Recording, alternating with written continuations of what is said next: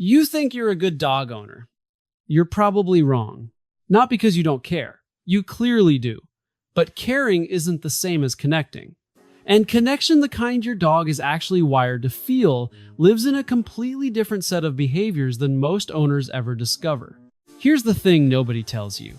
Your dog isn't waiting for better toys. They're not waiting for more walks or nicer beds. They're waiting for 9 specific moments. Small ones.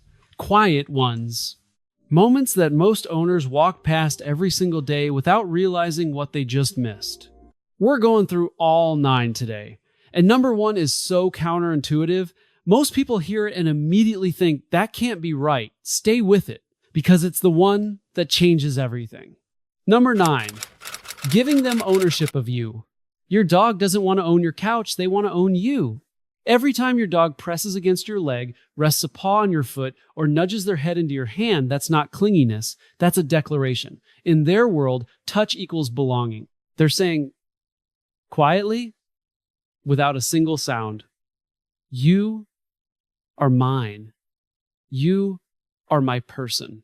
Most owners miss this completely. They shift away, they get up, they treat it like a mild inconvenience instead of the emotional offering it actually is, and dogs notice. They stop trying. Not because the love ran out, but because it started to feel like the love wasn't wanted back. Next time they lean in, stay. Just stay.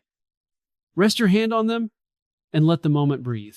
Number 8, letting them sleep with your scent. What if your dog could feel you beside them even when you're not there? Dogs don't experience the world through their eyes. They experience it through their nose. Your scent isn't just familiar to them, it's safe. It's a physiological signal that lowers their heart rate, quiets their nervous system, and tells every anxious thought in their body, you are not alone. An unwashed t-shirt, an old hoodie, something you've worn.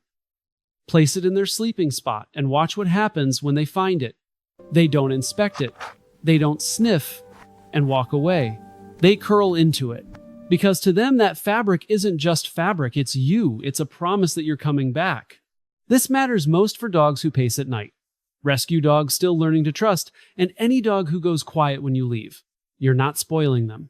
You're giving them the one thing they actually need, emotional proof that they're not alone in the dark. Tonight, leave something unwashed in their bed. You'll see the difference before morning. Number 7, silent eye contact. Stop talking to your dog, just look at them. Most people think connection means interaction commands, treats, play, conversation. But there's something that bypasses all of that and goes straight to the deepest part of your bond.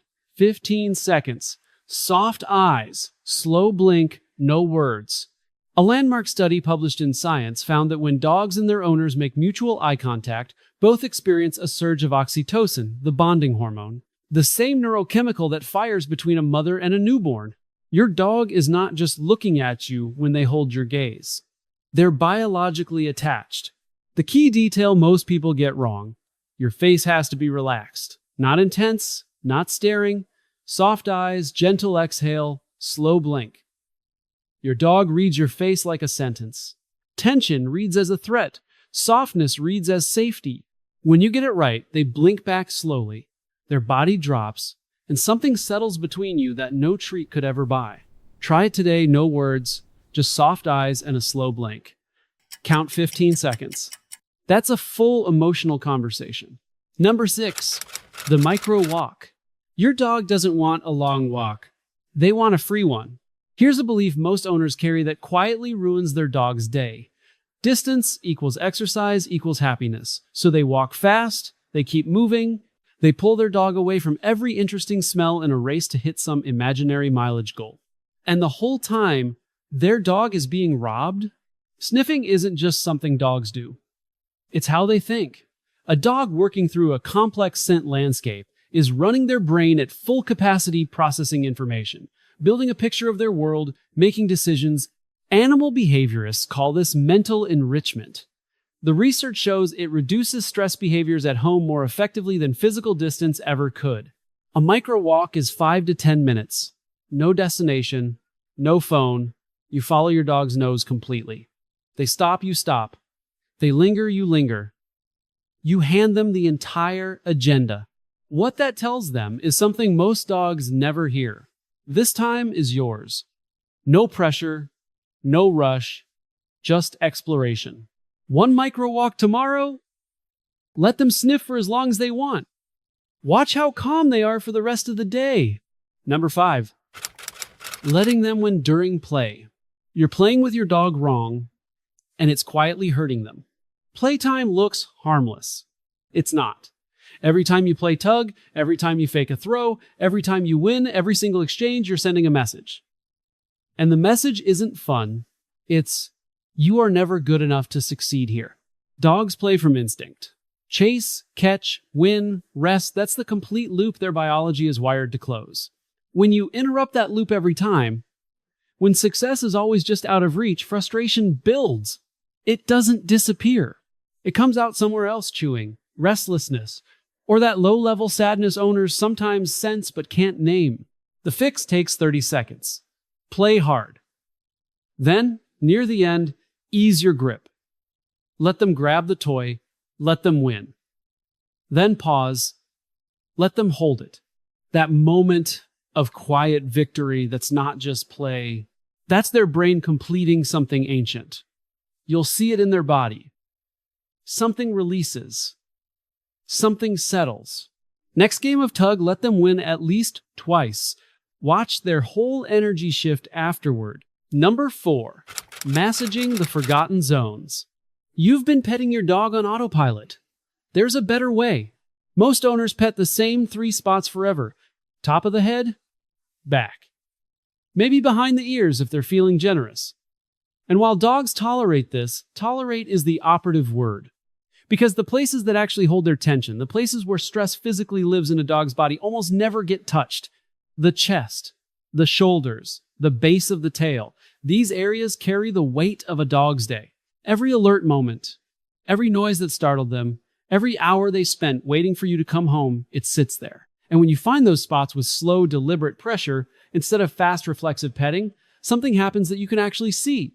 Their breathing slows, their muscles let go. Some dogs sigh out loud, not from exhaustion, but from actual release.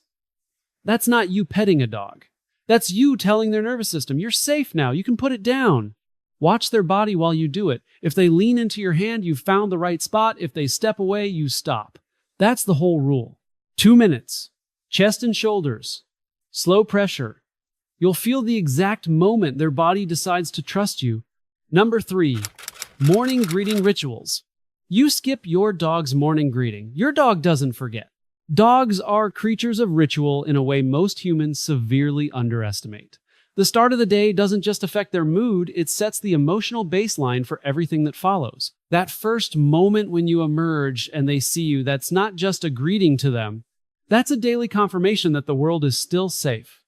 A warm voice, an ear scratch, a pat and a quiet, "Hey, good morning." That sequence, when it happens consistently, becomes something your dog builds their sense of security around. They learn to predict it, and in that predictability, they find calm.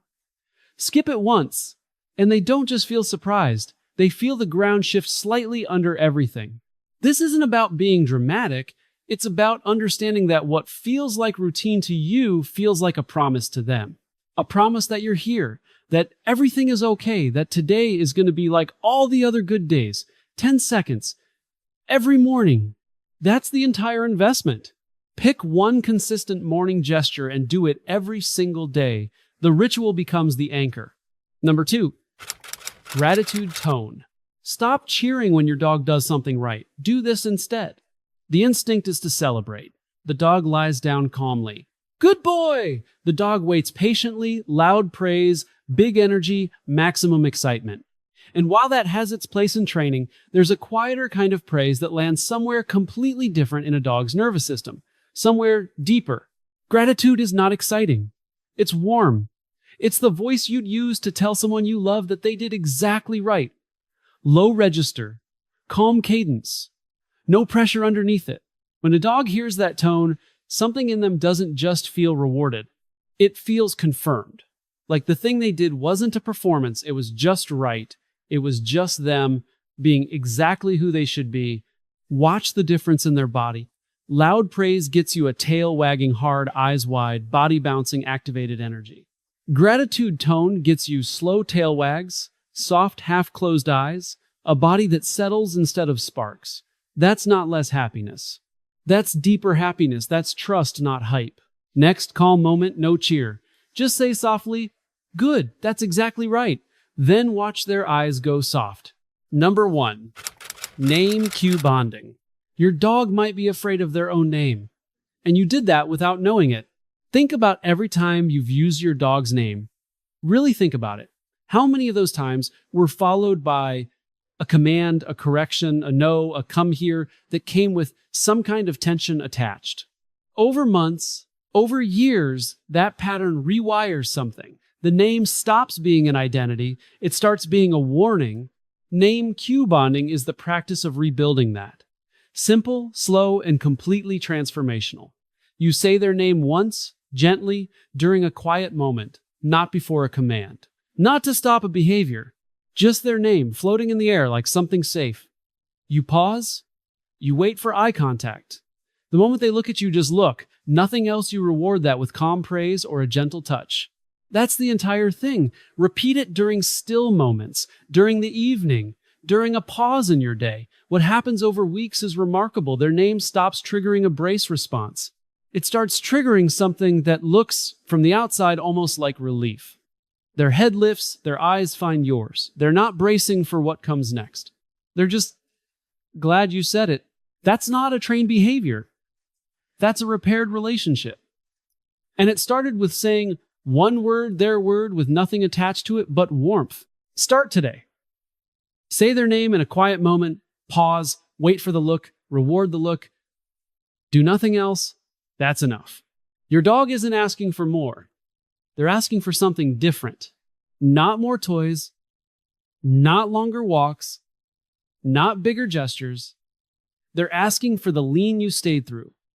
The walk where you didn't rush a single sniff. The morning where you stopped, looked at them, and said their name like it meant something. These aren't techniques, they're translations. 9 ways to say, in a language your dog was born fluent in, "I see you, I chose you, I'm not going anywhere." And the beautiful, humbling thing about dogs is this. They've been trying to say the same thing back to you every single day.